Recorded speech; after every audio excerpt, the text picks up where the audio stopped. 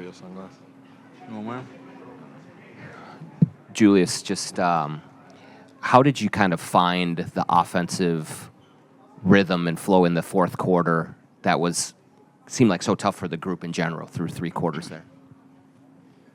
I think we just stayed solid, to be honest.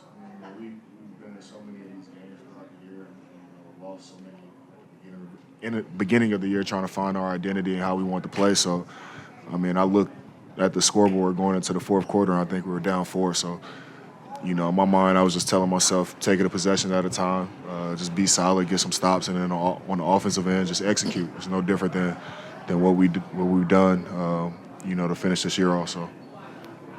And Coach Finch said that poster dunk got you going. What did you see on that dunk? And then also, how did that get you going into the game? It was extremely aggressive second half, too. The poster dunk by me?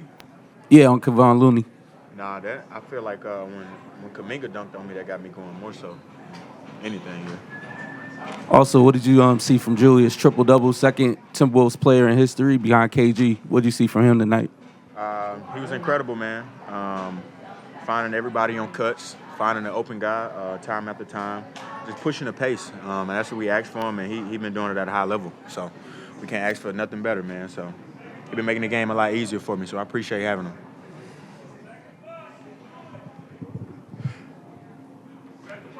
And you said the Kuminga dunk got you going, but what do you have to do usually when maybe the night is not going how you want it to go to get yourself going, and you ended up finishing the way that you did? Just trust the work, man. I feel like one thing I never lack is confidence. So if I got that, I'll be all right. Julius, offensively, it seemed like you got going in a handful of different ways in this game. At the beginning, they were kind of giving you the three there. You found different paths through that. What's that kind of process look like for you over the course of the game, reading what the defense is giving you? I feel like I just got a lot of different tools, you know what I mean? So it's just really about using my mind and taking what the defense gives me.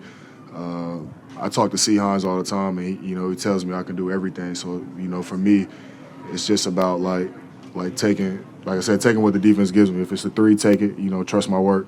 But also being able to read what's going on out there. They put Kevon Looney at the 5, so I wanted to get in actions with Mike in the pick and roll, or if they put Draymond on me, being a screener, putting him in actions as well. So it's really just using my mind. If I get a mismatch, getting to my operating areas and attacking, and if they don't double team me, score. If they double team me, find my guys. Mike, you guys have a number of clutch wins in the postseason here. Just from your vantage point, what comfort level has this team found in those areas, and maybe that's been a common denominator through these 2 series so far? I think we're just more confident now than we have been in the past. We saw it tonight, being down, a couple points late in games, and we don't seem to panic. We tend to kind of double down on what we do defensively. Offensively, we got a good rhythm. After now getting more chemistry with these guys and Julius, we now know who and where to go to, and how to get guys involved late and get easy opportunities for ourselves. So, we just continue to do that. I think we'll be fine.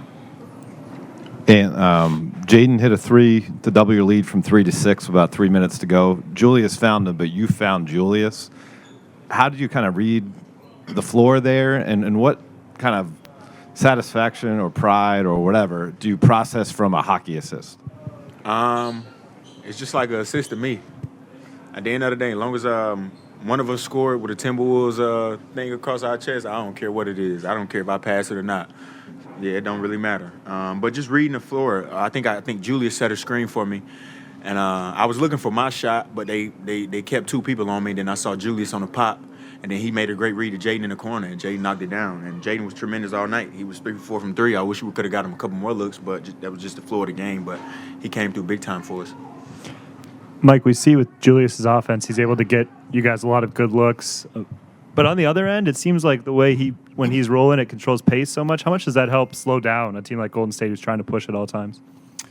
It helps a lot. You know, his physicality, his demeanor, the way that he can control the pace, control the game on both ends of the floor, kind of gives us some control. It gives us, you know, our ability to kind of settle into who we want to be, offensively, defensively. I mean, we can get sporadic at times, but you know, having a guy that you can just get a ball to and you know, post him up or, you know, just slow the game down, allow us to cut off of him and him make plays for everybody and make the game easy. It helps a lot. And his ability on defense to use his size and switch and be switchable and talk and loud, I think that all helps us be who we want to be.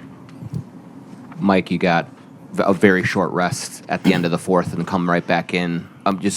What were you trying to do defensively in those moments to get the stops that you needed just to close this out? Really just run them off the three-point line. You know they want to get to, you know, Buddy, get him good looks on that three-point line. And then in the games, all things, you know, all bets are off. You can be as physical as you want. You just got to play one-on-one defense. You got to man up, and that's what we all did, you know, the final couple of possessions of the game. And that's all we were trying to do, you know, trying to end the possession with a rebound and go the other way. Mike, it may have been, you know, it seems like Ant and Julius had 52 of like the 82 shots. Is that a function of playoff basketball? Is that what they were giving you? Or, I mean... They only had 52.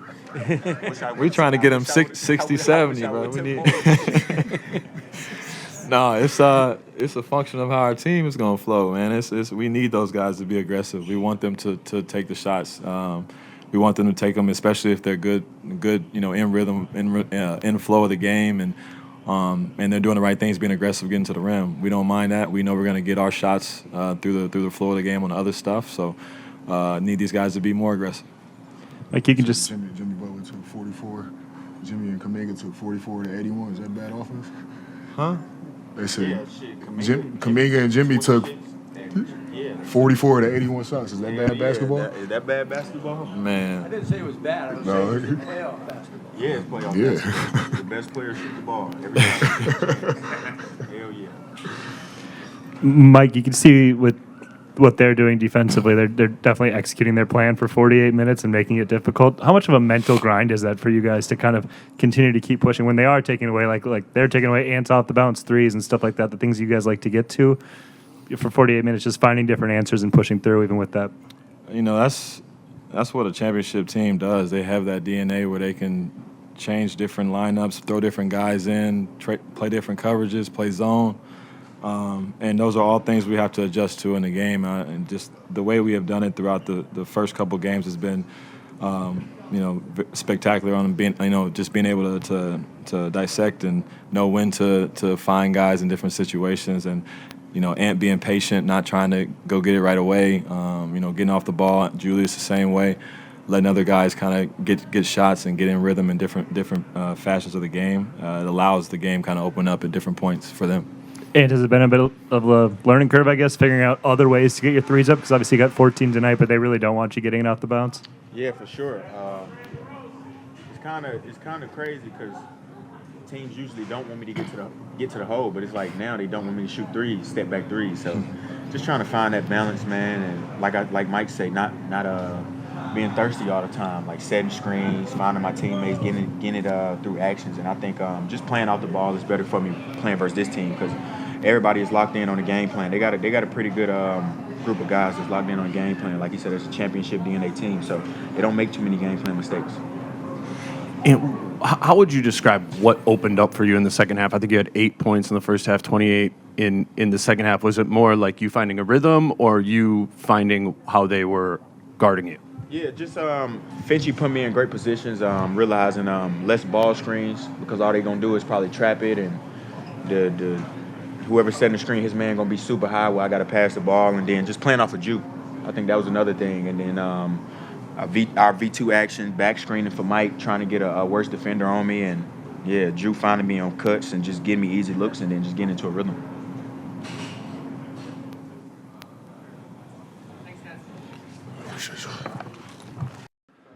Chris, that was a battle of a game. Like, what did you see from your guys offensively in the fourth to find that final push that you needed?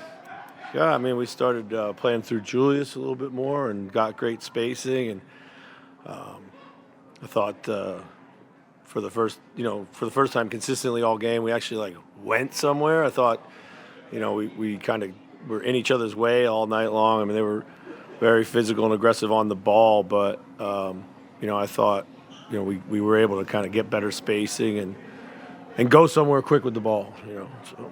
So. We've talked about all playoffs, but Julius, I mean, a triple-double tonight.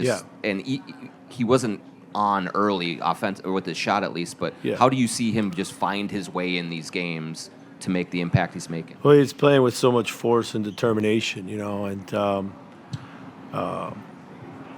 he's going out there early and aggressive, and he's exerting a ton of energy on the defensive end with his body and his rebounding. He's playing a complete game for us, no doubt. And sometimes when it's really sticky on the perimeter, like they're holding all the time everywhere, and they're really handsy, we play through him, and he just kind of gives us a pressure release, So 3 kind of clutch wins in the postseason for you so far. Just what has this team found comfort-wise relating to Julius and Ant in these moments that has really benefited them? I mean, we're making some shots for sure. We're getting stops, but we were getting stops throughout the regular season. We're just winning the possession battle in clutch time now. We're not giving the ball back on cheap turnovers. We're not giving up as many or any second chance opportunities. Today we actually were really big on the boards and in clutch time ourselves, getting some second shot opportunities. So.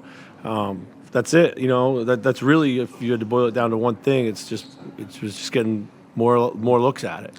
With Ant's night, quiet first half, comes on in the second half. How did you see him navigate the game? I mean, he's, I like the way he started. I thought he was aggressive and doing the right things. And in the first half, when he was putting the ball on the deck, he was drawing such a crowd. We were actually able to, find some cleaner looks. But he really got himself going with the dunk.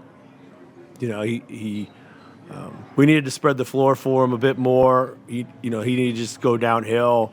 I thought there was, again, too much traffic around him at times, and we just needed to kind of open up the floor for him. So. Chris, did your court IQ meet your standards, or do you think that they just made you play ugly in many respects? I mean, they made the game ugly. They did a great job of just being super physical and trying to kind of, like I said, take it into the mud. And we could certainly obviously do things better and smarter. We'll look at the tape to try to see where we can. But I was proud of our guys because we got right down in the mud there with them. So. And that shot distribution, I mean, Ant and Julius took a lot more of the shots than usual. Is that just because that's what the game was giving you? I think so. It was hard to get somebody else into the game. I felt with the physicality out there, and we were turning it over a lot, and we turned it over a lot, for the game. That's way too many in general. So, but those guys were our best players on the floor tonight, and we needed the ball in their hands because it just felt safe and strong. So.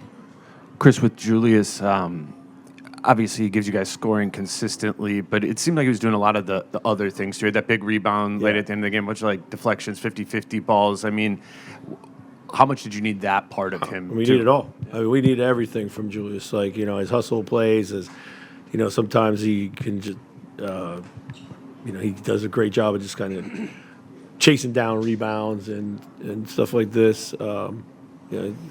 We need it all. I mean, his ability to stand up some of those really physical offensive guys out there, we need it all. So. Coach, can you take me through the evolution of your strategy defensively today? You only give up 5 threes in the first half, and then they get loose for more threes in the third quarter. Yeah. But by the fourth, you're really contesting everything in the paint, forcing misses. Did you make a change there at halftime? How did that evolve?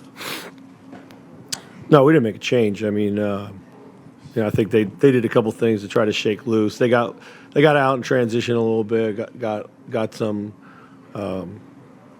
matchup advantages for them and stuff like that. So, we just kind of fell asleep on some things we knew were coming that we should have been a little bit more aware of. So, generally we like to try to take away the three, but they made a couple late when we were guarding them, and we just got to get up a little tighter, and we got to know better that they're going to try to shoot threes when they're down at that point in the game too. So. Chris, you've seen it plenty of times before, but Ant with the dunk in the third quarter, Yeah. what's the impact on the group with a play like that? And, Yeah, are you numb at all at this point of that kind of a play with him? I wouldn't say numb. It doesn't surprise me anymore when I see his spectacular plays.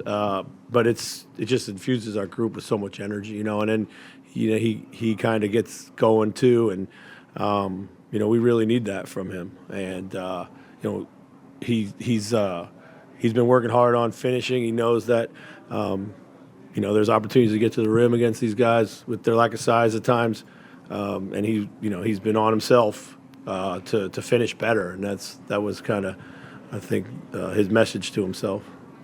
Chris, you had 11 assists from Randall in game 2, 12 tonight, 5 in the fourth quarter. And they were different types of reads. The swing to Jaden. There's he went to Ant a couple times to dump off to Rudy. How big is his decision making for this group right now? It's extremely important. It's really what turned our season around. Was his playmaking, his decision making, playing through him in different spots of the floor. It took us a little while to figure that out. I've always known he's a really good playmaker. Our time in New Orleans, he played a little bit like this, and he's just he gives us just another almost another point guard like out there. So yeah, it's everything for us. It's been everything for our turnaround. It's everything for our team. So. Chris, seems like if you guys defend the first 10 seconds of the shot clock against this team, you're in a really good spot. Does that take a little bit of adjusting to? And then I guess Julius's methodical basketball in the fourth just sets a pace. Did that maybe help out defensively as well? Sure. Yeah, getting controlled offenses, kind of slow the game down. It's what we always felt would give us another guy in those moments to give the ball to. Does a great job of getting a foul or creating his own shot, and obviously we just talked about what he can do for others. And then these guys are, they're a super smart basketball team you're playing, and they're going to try to push it at you all the time. So if you can't get connected early against them, you're going to spend the entire shot clock chasing them. So is that what this feels like?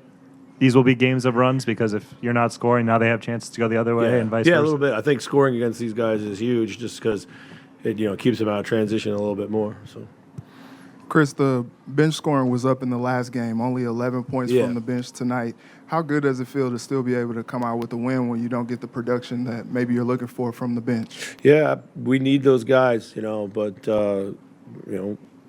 tonight just wasn't their night for one reason or another. They were doing other things out there. Certainly Nas out there on the floor. I thought he did a lot of other good things in the game and just helped us spread the floor at times. But those guys will bounce back. But, we rode the guys that were kind of playing a little bit better tonight. So. Thank you.